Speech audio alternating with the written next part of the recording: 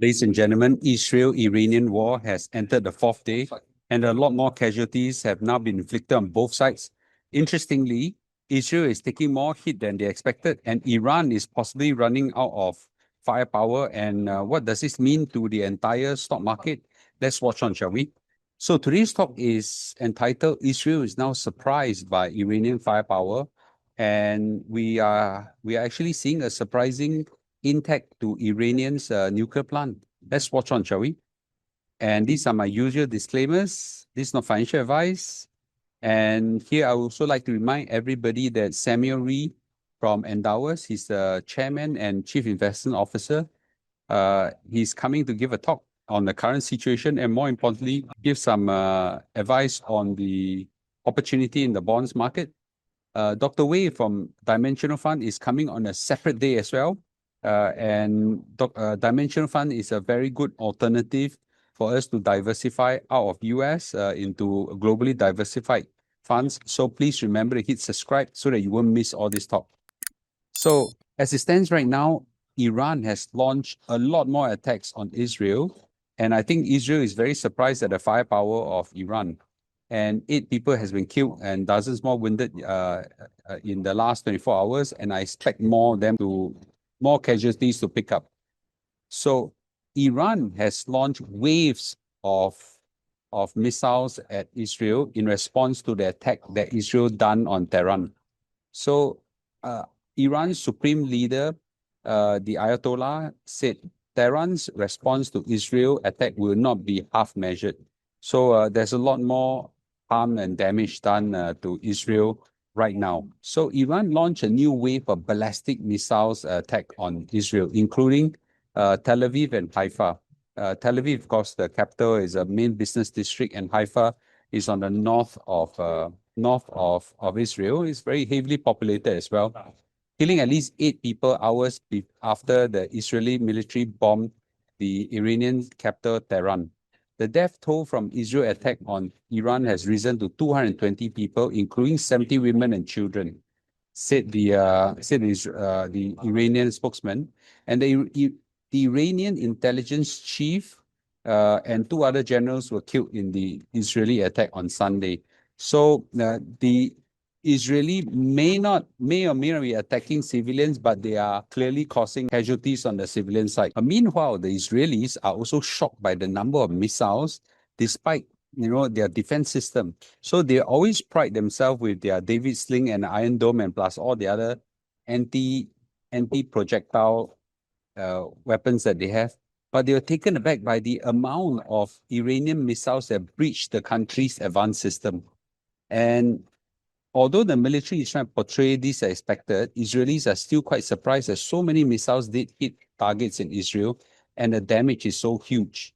He added that the strikes succeeded in hitting some strategic targets, and I think there is a censorship right now in Israel, so they couldn't tell exactly what has happened. And I would like to also stress that the Israeli knows that Iran will not surrender. A change of government will not happen in the near future, and Israel will not surrender. So they don't see anything way out except a deal between Iran and the US.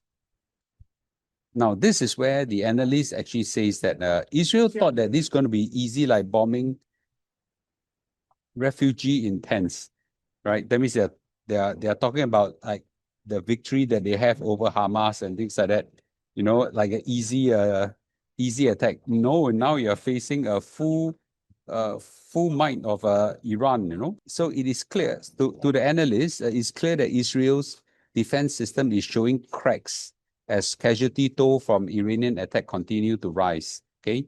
And this basically shows that there's inefficiency of the David Sling, Iron Dome, and the Arrow, and even the US defense system all in place. Cannot shoot down all of them. One main reason is that they come very fast and they come in big numbers. So they overwhelm the system. So by and large, the Israeli clearly miscalculated. They thought it's going to be easy, the same as bombing refugee in tents as in Gaza. And they're done for a year and a half. Instead, right now, they got a real fight back. The question is, to what extent that has changed Israeli government's calculation?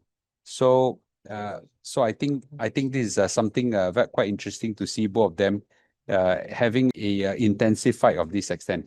Now, while Iran clearly is causing a lot of damage in Israel as well, but is Iran running out of missiles? At the rate of attack on Israel is already showing that it's slowing down, said some of the analysts. So despite Israel aggressive airstrikes and clear outright suggestion that they are aiming to change the regime of Iran, Iran has not responded as much as the analysts have expected them to be. That's largely because they think that number of missiles are actually running out. So let's do a count. On Friday and Saturday that have just passed, Iran launched 6 waves of attacks using 100 to 200 missiles, right? But on Saturday, they only launched 2 waves of attack using 35 to 40 missiles each. Okay, so it basically means that the number of missiles are reducing. Now, there are analysts that actually says that Tehran has the capability to launch 1,000 to 2,000 missiles, but it seems that the number is reducing. So either they are conserving those missiles for a big hit, or at this juncture, they are running out of missiles or running out the capability to launch so many missiles. So I think this is something that is worth noticing. Iran has used significantly fewer munitions in response to Israel than originally planned because the IDF, the Israel Defense Force, have damaged and destroyed many of the missile launchers Iran has planned to use against Israel. So the original estimate was about 2,000 missiles, but probably not all of them have the range to reach Israel, or not all of them are still intact. Okay, so if that is so, then at the current rate of attack, Iran probably cannot sustain much longer.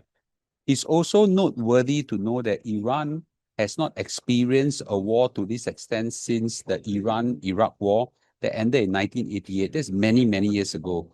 So they haven't really have a fight for a long time. So it is something that right now their country is not prepared for a war. Right? Israel has been prepared for a war, has been going to war for decades, but right now Iran has not been prepared for a war. So the Iranian government is now using metro station, schools, mosques to ready to host people as bomb shelter. But part of these facilities, especially schools and mosques, are not deemed safe enough to be used as a shelter. So Iran is probably taking more pain and running out of weapons more quickly than Israel does. Israel, on the other hand, is extending the fight not just to atomic nuclear facilities. They're now spreading out to hit energy sector as well. And in response, the Iranian missiles also hit a refinery at Haifa and caused a partial shutdown. And there's some blackout in some areas in Israel as well. So both sides now targeting each other's power sector. So if you can see, this is a map of Middle East. This is Iran. This is Israel, a small country here. So right now, the Bazan refinery in Haifa has been hit. Okay, so this is an area has been hit. On the other hand, okay, an oil refinery in Tehran was hit. Okay, and two more natural gas plant in near the Persian Gulf has been hit as well. So basically, they're all playing. I'm trying to use the right word now. Playing dirty right now. So Donald Trump has said to veto the Ayatollah's assassination. Now, Israel is very good at taking out many leaders and military leaders at this juncture in Iran. But Donald Trump has basically said no to the assassination of the Ayatollah, which is a supreme leader in Iran. So in a social media post, Trump said many calls and meetings are taking place to de-escalate the situation between Israel and Iran. Okay, so I think it's something good that actually Donald Trump is doing. I don't know whether he's capable of stopping the fight, but if he is, I think that'll be very good. So Trump vetoes plan to target Khamenei, and this is this is an important signal that at least Israel do listen to Donald Trump. So have the Iranian killed an American yet? No. Until they do, we're not even talking about going after political leadership, say one of the US sources. Okay. And right now, US is trying their best to keep out this thing. So Trump did indicate that it is possible that US will get involved in the Israel-Iranian conflict, but at this moment, US is not getting involved. Okay, and it's open to Russian President Vladimir Putin to become a mediator. He said he called me. We have a good talk. I'm not too sure all these guys have any impact at this juncture. Now, Donald Trump must be living in La La Land to think that peace between Iran and Israel is possible. So he says that a peace could be achieved between Iran and Israel, and have many phone calls to make it happen. I think he's smoking weed. Either that he doesn't know history.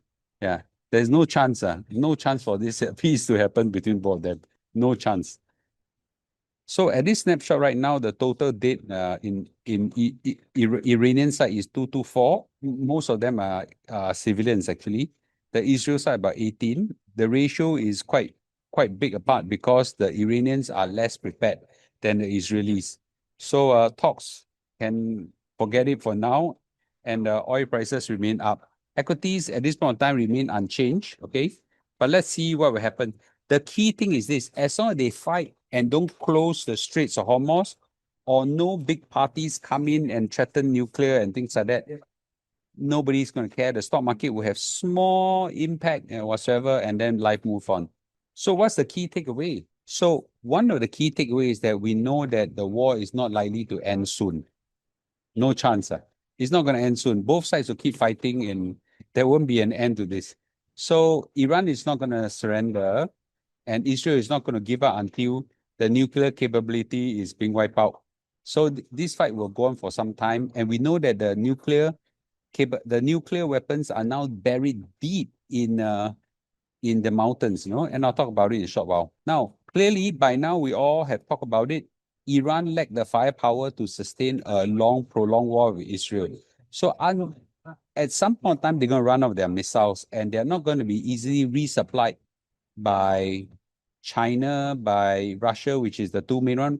Russia got their own problem. I don't think they can afford to supply Iran with their weapons. In fact, Russia now need to buy drones from Iran. And on the other hand, okay, the Chinese are not getting involved. So I don't know who else can sell Iran weapons. So they have to manufacture themselves. So at some point in time, they will run out. There will be a situation not good for them because Israel has been getting resupply of weapons from US and Europe.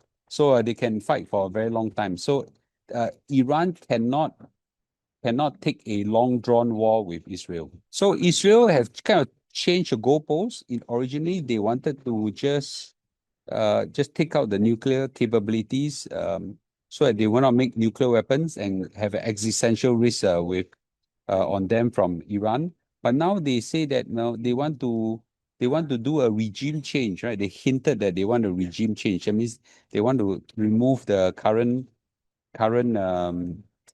government and things like that. So Benjamin Netanyahu, the prime minister, actually said the time has come for the Iranian people to unite around its flag, its historical legacy, by standing up for your freedom from evil and oppressive regime. So I'm not too sure whether that will happen. I know that governments can stay in power for very long. As it stands right now, the analysts are all saying that Iranians are not united. Okay, because when you face a common enemy, you unite the people even more, right? So Benjamin Netanyahu must be smoking weed to think that the Iranians will be disjointed with this. Now, media is all talking about Israel not able to destroy all of Iran's nuclear facilities. So the International Atomic Agency has said that no damage seen in Iran's Fordow and Kondab nuclear sites. So no damage has been seen in these two sites, according to UN Nuclear Watchdog. The IAEA has said no further damage has been observed at Natanz as well, the site of one of the nuclear target strikes. So actually, they didn't quite achieve what they want. Yeah. And many of these nuclear sites are buried deep in the ground without bunker busting bombs. They can't do it. And I said that during yesterday's live stream. So bottom line is Israel is no longer just interested in destroying nuclear facilities in Iran. They've now changed focus to kind of hint that they want to change the Iranian regime, but they didn't realize that by attacking them and calling out for this thing, you're probably uniting the people in support of their regime. And the Israelis also realize that they have not been able to destroy all the nuclear facilities. And the question is, what would they do next? Okay, would they send troops in, commandos, to try to raid these places? Or they try to draw Americans in to have bunker busting bombs and things like that. So, and also we also need to take note that the Iranians will probably run out of weapons soon. The threat from Iran firing rockets and missiles into Israel will start to diminish as well.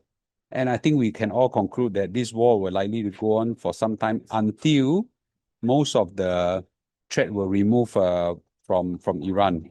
So I think the impact to the stock market will be limited as long as it stays this way. Okay, we're not happy for mankind's sake, for humanity's sake, that they continue to fight and kill people. But as long as, from a financial point of view, as long as they stay this fight and contain themselves in this area, don't close the Straits of Hormuz, don't bring in more people to the fight, I think that's fine. Okay, I think that's fine. But in the short term, I think the financial market will have some volatility. Gold definitely has shot up and shot up ridiculously high. Well, we shall see. Okay, we shall see, right? Okay, so remember, hit subscribe as I inform you real time what's happening. I'll see you. Okay, bye bye.